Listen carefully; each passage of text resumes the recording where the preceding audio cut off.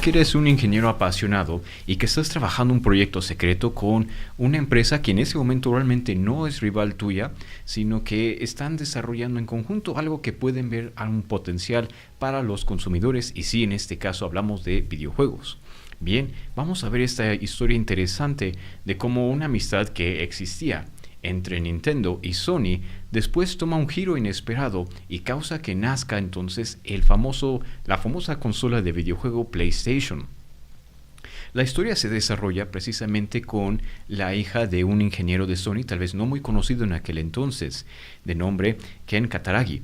Y él había visto cómo su hija se entretenía jugando videojuegos en aquel entonces, y hablamos que eran los 80s. Para algunos de ustedes que son muy apasionados de los videojuegos, sabrán que aproximadamente en los 80s era considerada la cuarta generación de videojuegos, y en su mayoría predominaban las gráficas de 2D. En aquellos años existían principalmente dos empresas rivales de videojuegos, una de nombre Nintendo y otra de nombre Sega. Y mucha gente, especialmente niños, pues adoptaban muy rápidamente estos videojuegos y empezaron a ser todo un fenómeno cultural en esos años. Fue entonces que Ken Kataragi decidió decir a Sony, oye, ¿por qué no hacemos un proyecto para los videojuegos? Ahora, en aquellos tiempos, Sony era muy conocido, como a la fecha todavía, por hacer electrodomésticos de alta calidad, como eran lo que eran radios, transistores, reproductores de disco y otras cosas más. Y mostraban una gran afecto y pasión por los productos que lanzaban al mercado. Sin embargo, no se aventuraban a salir al mercado de videojuegos porque, según ellos decían, si llega a haber fallas, y recordemos que todavía en aquel entonces los videojuegos no eran tan alta calidad como los tenemos hoy en día, pero Sony temía que si salían videojuegos y las consolas eran defectuosas, la gente pensaría que el resto de su línea de productos sería igual de defectuosa. Así que para no manchar su buena reputación, muchos de los ejecutivos de Sony se resistían a la idea de los videojuegos, pero no así Ken Kataragi. Él entonces empezó un proyecto secreto juntamente con Nintendo. Ahora, en aquellos años, las consolas pues ciertamente tenían esta rivalidad de Nintendo versus Sega. Y algo que los distinguía mucho ya más adelante, cuando sacaron lo que son versiones del Nintendo Entertainment System y después del 64, era que el sonido que se hallaba en los videojuegos de Nintendo superaba a los de Sega. En el caso de los de Sega, pues era un sonido más techno y se podía escuchar mucho de los beats en una computadora, ¿no? Era un sonido pues muy estático con altos y bajos, realmente no había como que una fluidez. Sin embargo, Nintendo logró no solamente destacar igualmente en sus gráficas, pero también en añadir un sistema de sonido que era más avanzado. Esto precisamente gracias al trabajo de Ken Kataragi, que diseñó el chip de sonido para las consolas de Nintendo. Luego los empresarios y ejecutivos de Sony se dieron cuenta y ellos buscaron mejor terminar ese proyecto que tenían entre ellos dos. Sin embargo, Ken los convenció de que no terminaran esto y de que una buena relación con Nintendo se podía llevar a cabo. Solamente había que esperar y hacer una buena alianza y conservar la amistad existente. Entonces se le permitió continuar con este proyecto y Nintendo por un tiempo fue dominando el mercado gracias a las gráficas y también a la mejor calidad de sonido que tenía versus sus competidores. Más adelante esto resultó ser muy genial para sus productos y demás que sacaban. Pero algo curioso en aquellos años era que los videojuegos, pues al igual que con los demás sistemas, eran a través de cartuchos, ¿no? Ahora, se estaba ya saliendo la tecnología que Sony y Philips habían desarrollado en conjunto, que era el famoso disco óptico o compact disc o un CD-ROM, etc. O sea, el CD estaba ya saliendo y la tecnología superaba por mucho a la de un videojuego de cartucho. En este caso, pues los videojuegos de cartucho pues aproximadamente podían aguantar hasta 256 megabytes de información, aproximadamente por esos números, y un CD producido de los que estaban sacando Sony y Philips aguantaban una capacidad de 700 megabytes, ¿no? Aproximadamente un poquito más de 3 veces lo que un cartucho. No solamente eso, sino que la tecnología en CD facilitaba las gráficas, el rendimiento de audio y otras cosas más. fue entonces que todavía, ya que había Ken Kutaragi desarrollado el chip de sonido para Nintendo, también entonces decidió por qué no mejor hacer un sistema que pueda no solamente capturar los juegos de cartuchos de Nintendo, pero sino hacer un accesorio que también facilitara los juegos en CD. Ahora, la idea no solamente era ya tener videojuegos en formato CD, sino que Sony produciría un aparato que sería como un apéndice o un accesorio más dentro del mundo o universo de Nintendo, para que los usuarios pudieran también leer algunos datos, la música en CD que ya también estaba saliendo, información y otras cosas más. O sea, no solamente era para videojuegos, sino que iba a ser una herramienta o una multiherramienta de CD para Nintendo. Todo esto llevó a que ambos siguieran en esta amistad de seguir produciendo y colaborando para sacar juegos, productos y demás que fueran muy compatibles y poderlo mostrar en el famoso show CES en Chicago, que es el Consumer Electronics Show, o en español el show de consumibles electrónicos, en donde pues muchas empresas revelaban sus grandes avances, proyectos finales, productos novedosos y tipo flagship para ese año. Todo esto empezó a tener un buen índice, ¿no?, para lo que era Sony y para Ken Kutaragi. Sin embargo, tras bambalinas, los ejecutivos de Nintendo se dieron cuenta de que tal vez habían dado mucho poder adquisitivo a Sony. En este caso, Sony iba a mantener ciertos derechos sobre los productos, sobre las regalías, sobre los ingresos de la tecnología de CD y otras cosas. Y, sin embargo, decidieron tal vez mejor ya no ir por esa ruta y en vez de buscar una renegociación o algo con Sony, hicieron lo siguiente. Fue entonces que el 1 de junio de 1991 en Chicago, Sony, el primer día del evento, lanza su famoso PlayStation. Era el proyecto que así tenían en conjunto con Nintendo y iba a funcionar como un accesorio más que se podía conectar con Nintendo para reproducir juegos en disco, música, archivos y otras cosas más en compatibilidad con lo que ya existía de Nintendo. Y Sony estaba muy feliz de estar incursionando en este espacio, pese a que no era lo que tenían intencionado, pero por mantener una buena amistad con Nintendo, decidieron entonces proseguir. Sin embargo, al día siguiente, el 2 de junio del 91, Nintendo hace un llamado muy espeluznante para Sony. Y en este caso ellos anuncian las novedades que están sacando para el Nintendo y también anuncian frente a todo el mundo que esta colaboración para sacar juegos en formato de CD será ahora con la empresa Philips. Lo cual obviamente desató una furia y enojo grande en el mundo ejecutivo de Sony y también con Ken Kutaragi, quien previamente les había dado chips de sonido, ingeniería y muchas otras cosas que impulsó que Nintendo pudiera tener una ventaja más en el mercado de videojuegos. Todo esto causó un tipo de caos, ciertamente, y entendible, ¿no?, en las oficinas de Sony. Y muchos de ellos estaban muy decepcionados tanto por las decisiones tomadas, los proyectos, en este caso Norio Ogana, que era el director ejecutivo de Sony, también tuvo que recibir cierta crítica y demás, y fue un golpe humillante para Sony el que Nintendo de un día así para otro dijera: ¿sabes qué? No nos interesa estar contigo, nos vamos ahora con Philips y vamos a tomar esta tecnología que ellos también tienen y la vamos a incursionar, no queremos ver nada más con Sony. Esto también trajo un cierto momento tal vez de depresión para algunos de los diseñadores, ingenieros y demás.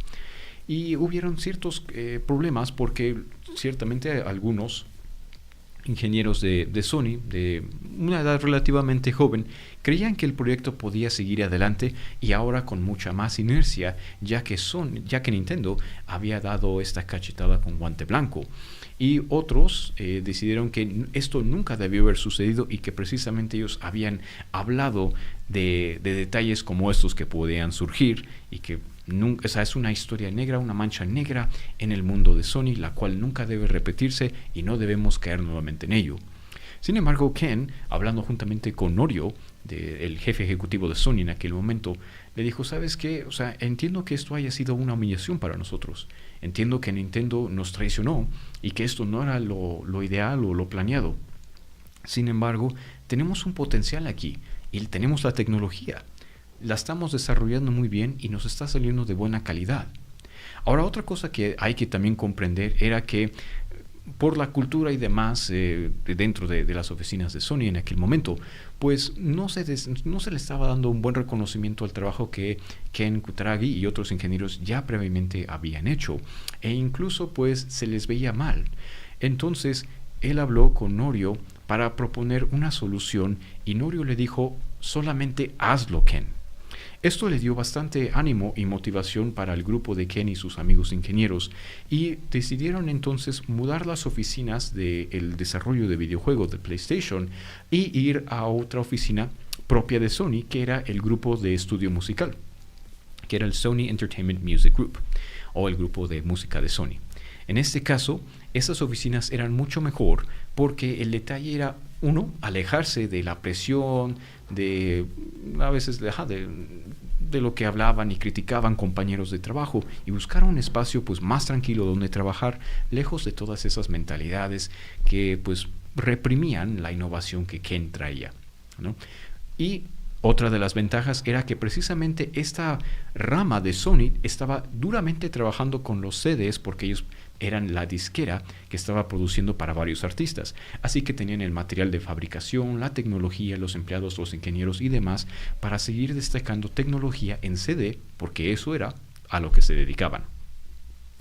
Después de esto, entonces Ken decidió: ¿sabes qué? Ya que estamos reubicados en estas oficinas donde realmente podemos trabajar con más libertad e innovación, decidieron entonces hablar con Sega y preguntarles si Sega le gustaría colaborar con Sony e incluso intercambiar ideas y demás ingenieros para poder desarrollar mucho mejor el PlayStation.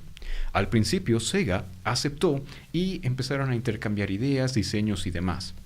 En estos años era muy de moda la tecnología 2D para los videojuegos, tal como podemos ver en algunos casos de Super Mario 1, 2 y 3 y otros juegos parecidos. Pero también empezó a salir lo que le llaman la tecnología de gráfico poligón.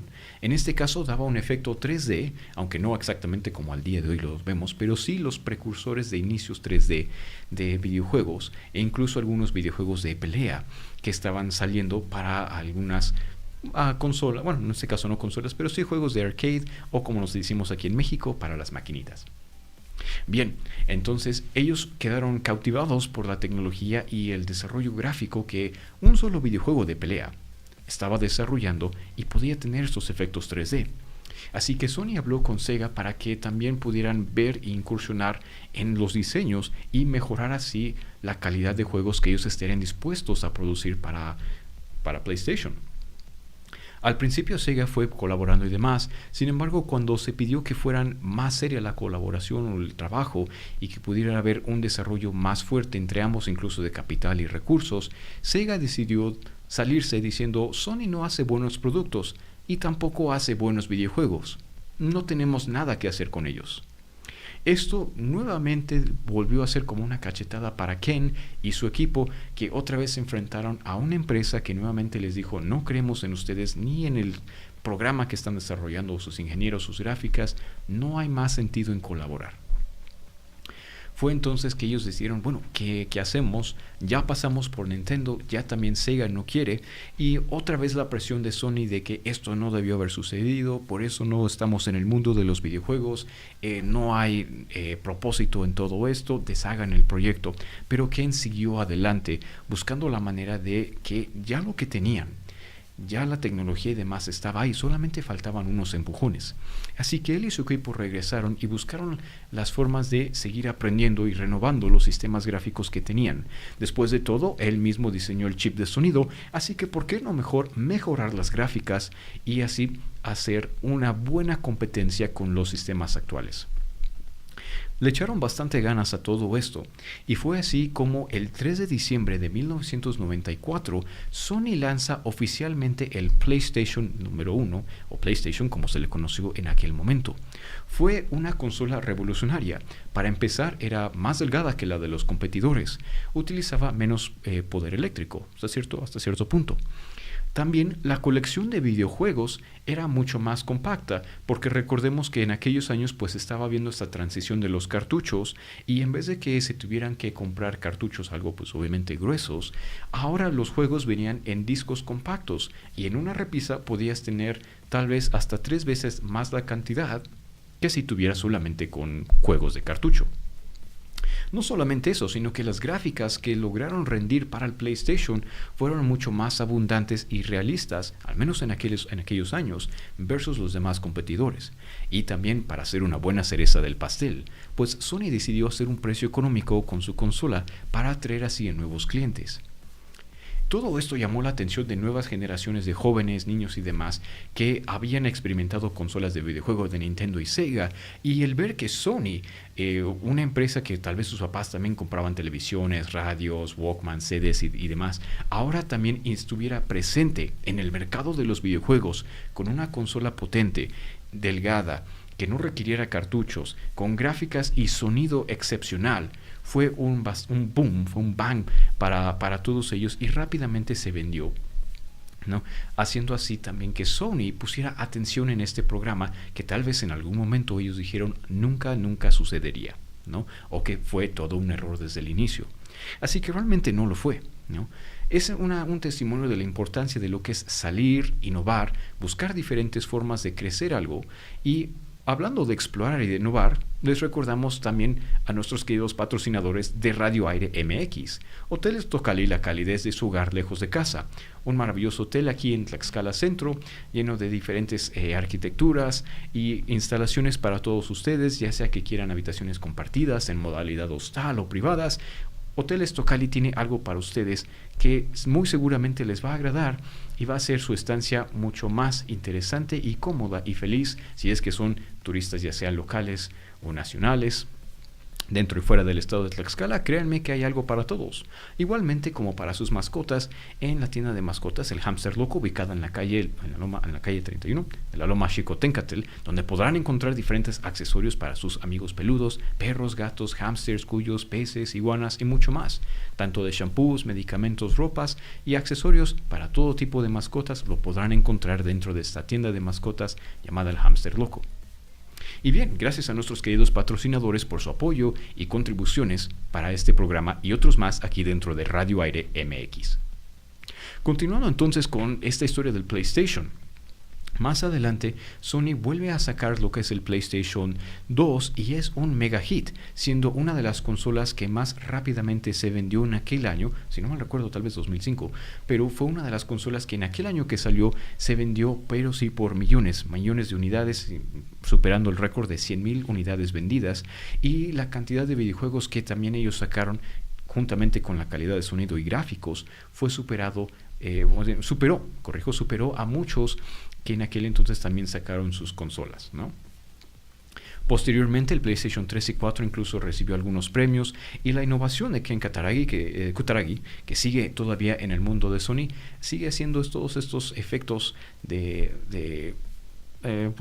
onda dentro de la empresa, y un testimonio a que la innovación, la perseverancia, el cómo ver una oportunidad interesante de seguir mejorando el producto, que tal vez en algún momento sí se hizo con una amistad, ¿no? Algo que inició como un proyecto secreto entre él y Nintendo para mejorar la calidad de videojuegos, terminó siendo un proyecto excepcionalmente grande, así como lanzamiento de un producto icónico para Sony a la fecha, y con su recién salido PlayStation número 5, el cual también tiene gráficas de calidad Blu-ray y superiores, cantidad de almacenamiento, sonido, imágenes.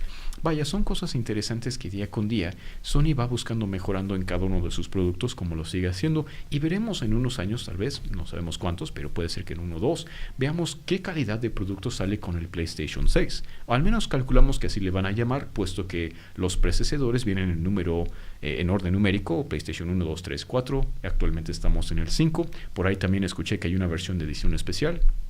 Así que veamos en el momento que salga el PlayStation 6, si es que así se le llama, bueno, qué cosas novedosas va a tener. Y qué interesante que realmente Sony también haya decidido no abandonar este proyecto al fin, sino que poderle darle una libertad innovativa e ingeniosa a sus ingenieros, ¿no? Empezando con Ken Kutaragi, ¿no? hace que realmente se destaque, ¿no? Uno podría pensar, bueno, ¿qué hubiera pasado si tal vez se desanima el equipo? Ajá. Si ellos piensan que todo fue un error desde el inicio y no desean ellos también entonces incursionar y combatir lo que les sucedió, qué hubiera pasado si Sony quizás sí lo hace pero a medias, ¿no? O si del proyecto se lo quitan a Ken y se lo dan a otro ingeniero que tal vez nunca estuvo desde el inicio, la historia posiblemente sería muy muy diferente a lo que tenemos hoy en día. Sin embargo, gracias al trabajo de Ken, de su equipo, de Norio Oga, que era el director también que creyó en Ken, y otras personas tal vez que ahorita no logramos nombrar, pero que funcionaron enfrente o tras bambalinas, al día de hoy podemos agradecer y el mundo está feliz de que no se hayan decepcionado, no se hayan desmotivado y el PlayStation al día de hoy sigue estando en nuestras manos, tal vez en las manos de hijos, sobrinos, nietos y mucho más, ¿no? Y seguimos disfrutando de gran calidad y contenido de videojuegos, de software, de ingeniería, gráfica y muchas otras cosas más que son posibles a través del PlayStation. Bien, espero les haya gustado esta historia y que los haya motivado a seguir sus sueños, a no perder ese ritmo, a seguir innovando, emprendiendo en cosas interesantes que verdaderamente los apasionan y que ustedes saben que también tienen un buen talento.